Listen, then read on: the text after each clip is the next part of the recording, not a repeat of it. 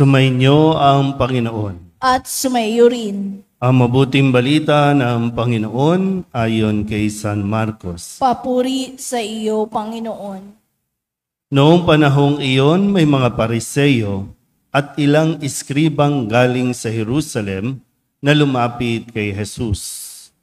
Nakita nila nang ilan sa mga alagad ni Jesus ay kumain ng hindi muna naghugas ng kamay sa paraang naaayon sa turong minana nila. Ang mga Hudyo, lalo na ang mga Pariseyo, ay hindi kumakain hanggat hindi nakapaghuhugas ng kamay ayon sa mga turong minana nila sa kanilang mga ninuno. Hindi rin sila kumakain ng anumang galing sa palengke nang hindi muna ito hinuhugasan. At marami pang ibang minanang turo ang kanilang sinusunod, tulad ng tanging paraan ng paghuhugas ng mga inuman, ng mga saro, ng mga sisidlang tanso, at mga higaan. Kaya't tinanong si Jesus ng mga Pariseyo at mga iskriba, bakit hindi sumusunod ang mga alagad mo sa mga turo ng ating mga ninuno? Kumain sila nang hindi man lamang naghugas ng kamay ayon sa paraang iniuutos. Sinagot sila ni Jesus, tama ang hula ni Isaías tungkol sa inyo, mapagpaimbabaw nga kayo. Gaya ng kanyang isinulat, paggalang sa handog sa akin ng bayan ko'y paimbabaw lamang, sapagkat sa bibig at hindi sa puso ito bumubukal. Pagpurit pagsambang ginagawa nila'y walang kabuluhan. Ang utos ng tao ay itinuturong utos ng may kapal. Niwawalang kabuluhan nga ninyo ang utos ng Diyos at ang sinusunod ninyo'y ang turo ng tao. Muling pinalapit ni Jesus sa mga tao at sinabi sa kanila, makinig kayong lahat at unawain ang aking sasabihin. Hindi ang pumapasok sa bibig ng tao ang nakapagpaparumi sa kanya sa mata ng Diyos, kundi ang mga nagmumula sa kanya. Sapagkat sa loob, sa puso ng tao, nagmumula ang masasamang isipang nag-uudyok sa kanya na makiapid, magnakaw, pumatay, mangalunya, mag-imbot, at gumawa ng lahat ng kabuktutan tulad ng pagdaraya, kahalayan, pagkainggit, paninirampuri, kapalaluan, at kahangalan. Ang lahat ng ito'y nanggagaling sa puso ng tao at siyang nagpaparumi sa kanya. Ang mabuting balita ng Panginoon. Pinupuri ka namin, Panginoong Jesucristo. Isang magandang umaga po sa inyong lahat. Tayo po ay nasa ika-22 linggo sa karaniwang panahon at matapos po natin na mapagnilayan at nawa, matandaan po natin ang mga ipinaliwanag sa atin ni Jesus nitong mga nakalipas na mga linggo tungkol sa tinapay ng buhay. Tungkol sa kahalagahan ng pagtanggap at pagkain ng tinapay na ibinibigay niya dahil ito ang kanyang katawan at dugo.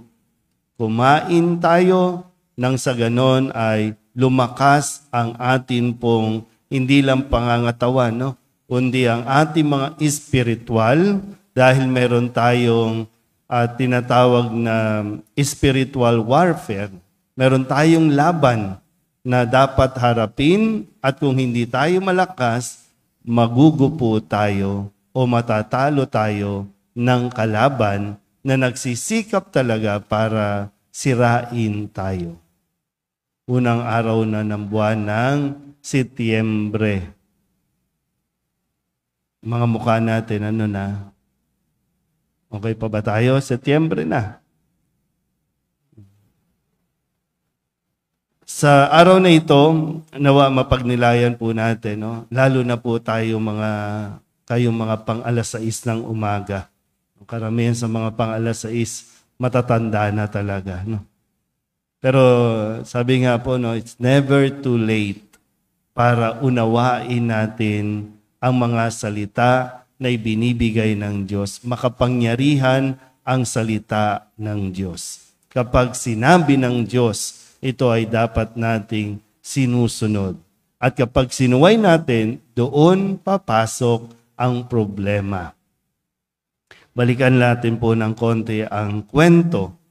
Sa unang pagbasa sa aklat ng Deuteronomio, ipinasabi ng Diyos sa pamamagitan ni Moises na ang mga Israelita, ang kanyang bayan o ang mga tao ay dapat maging tapat sa mga utos ng Diyos. At ito daw po, no, sabi, ang magiging basihan para masabi ng ibang bayan, ang galing ng bayan na yan. Napakahusay ng bayan na yan. Pinagpala ang bayan na yan dahil sila ay merong pag-unawa sa utos ng Diyos. Pinangahawakan nila ang mga utos ng Diyos. Walang makakadaig sa isang bansa, sa isang bayan na sumusunod sa utos ng Diyos. Sabi nga po dito, aling bansa ang may tuntuning kasing inam ng mga tuntuning ibinigay ko sa inyo ngayon. Ano ba yung ibinigay ng Diyos sa kanila? Ising. Ano yung ibinigay ng Diyos sa kanila? Ang 10 utos. O sabi nga, siguro, no, maihahalin tulad natin, ito yung constitution. Ito yung batas. Ito yung alituntunin. Na hindi lang basta ibinigay, kundi dapat tinuturo at inuunawa, ipinapasa sa mga sumusunod na mga henerasyon. Kaya dito pinapaalala pa lang ni Moises, ito yung binigay ng Diyos. Kung gusto mong maging maginhawa ang buhay, kung gusto mong maging maayos ang buhay, matiwasay ang buhay, dapat sundin ito ng bansa.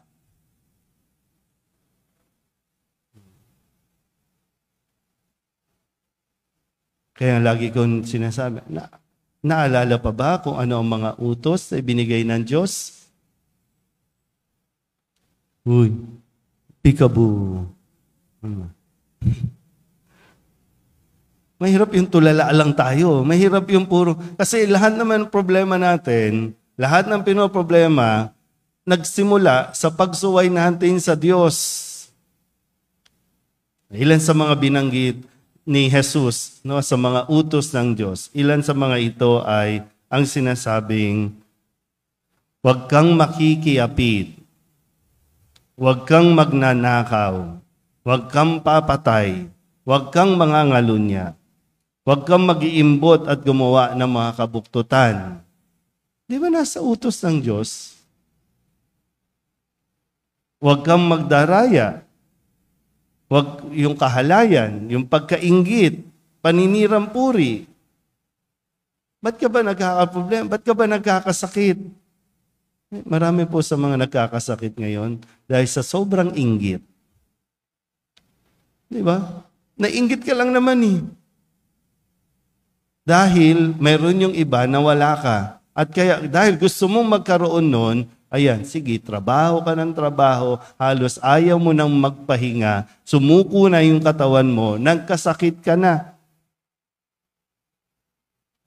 At dahil din doon sa pagkainggit na dapat maging maganda rin ang buhay namin, dapat meron din ganito, sinong napabayaan, mga anak, pamilya, o ano nangyari? Ayun, kumabit sa iba, pumatol sa iba. Pero di ba, yun lang naman galingan. Tingnan nyo ay mga katabi mukha ng katabi ninyo. Sige nga. Sige. Di ba? Ilan naman pera, Hindi naman kasalanan yung pera. Yung kasopangan sa pera. Yung labis-labis sa paghahangad mo na magkaroon ka ng pera, kaya ayan, natututo kang mangupit, natututo kang magnakaw. Ito yung kahalagahan na isinasa puso natin ang mga utos ng Diyos. Hindi lang basta binabasa sa mga tapyas na bato. Hindi lang basta binabasa, kundi inuunawa natin ng mabuti. Ang problema, itong mga iskriba at mga pariseyo, hindi na nauunawaan yung mga batas. Pinakumplikado pa nga eh. Ilan yung utos na binigay ng Diyos? Ilan? Di ko kayo papakainin ng tinapay mamaya. O di kayo nakasagot. May question and answer muna. Pag nakasagot, kuha ng tinapay. Kaya nung ginawa ng mga iskriba at mga pariseyo, yung mga iskriba, sila po yung eksperto sa batas. Sila po yung nakakaalam nito. Para ba sila yung pinagpasahan nito? Yung mga pariseyo, ito naman yung mga sekta ng Judaismo. Mga grupo ito ng mga tao na wala nang ginawa kundi ang gumawa, ang magdagdag ng magdagdag. Ang sabi lang sa unang pagbasa, unawain ninyong mabuti, huwag niyong babawasan, huwag niyong dadagdagan. Yan lang, pinarami.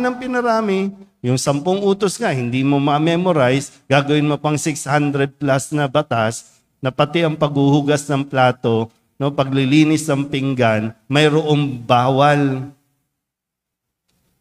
Wala lang, may magawa lang na batas. Di ba kahit nga sa panahon natin ngayon, may magawa lang na batas. Ang dami natin batas, di ba? Sa dami ng batas, o anong napapabayaan, sabi sa paalala ni San Pablo sa kanyang sulat, di ba? Sabi dito na ganito ang pagkarelihiyoso. Minamarapat at kinalulugdan ng ating Diyos at Ama. Tulungan ng mga ulila, mga babaeng balo sa kanilang kahirapan. Sa dami ng batas natin, bakit ang daming naghihirap? Bakit ang daming nagugutom? Bakit ang daming hindi makapagpa-ospital? Sa dami ng batas natin. Kaya lang ito, yung mga tayo, lagi tayong tulala, di ba? Naalala ko lang po, may singit ko lang. Diba? Gumagawa na naman sila ng batas. Tungkol saan? Para ma-transfer yung sobrang pondo ng PhilHealth. Kailangan gumawa ka ng batas para ma-transfer. Sobra daw na pondo. Sobra. Paano magsusobra? Nung COVID, sabi, wala na tayong pondo. Kaya yung mga nagkasakit, hindi na mapa-hospital. Tapos ngayon, sobra ang pondo at ilalagay natin sa iba't ibang mga department. Kung hindi mo aalisin, si tatay na naka-wheelchair, pwede na doon sa private hospital. Na wala ka na, di ba? Sa ibang bansa, di ba? Parang naikukumpara lang natin. Ang ganda ng healthcare program ng ibang bansa. Kapag nagkasakit ka, talagang gagaling ka kasi wala kang iisipin na kada araw, magkano ang bayad sa doktor. Kasi nialabag na naman natin. Sabi ng wag magnakaw. Para maging legal yung pagnanakaw, lagyan natin ng batas. Yan, kala nyo, tayo din naman na apektado, di ba? No? Okay po. May mga senior citizen, di ba? Dapat ayahay ang buhay ng mga senior citizen. Kasi nagpagod kayo, di ba? Ilang taon kayong nagpondo ng mga taxes. Tapos di ba, pagtanda na wala nang, dapat gobyerno tumutulong . Pero nasaan ang pera? Puro na tayo, shiminet. Nag-aaway-aaway dahil sa, di ba, ang daming batas.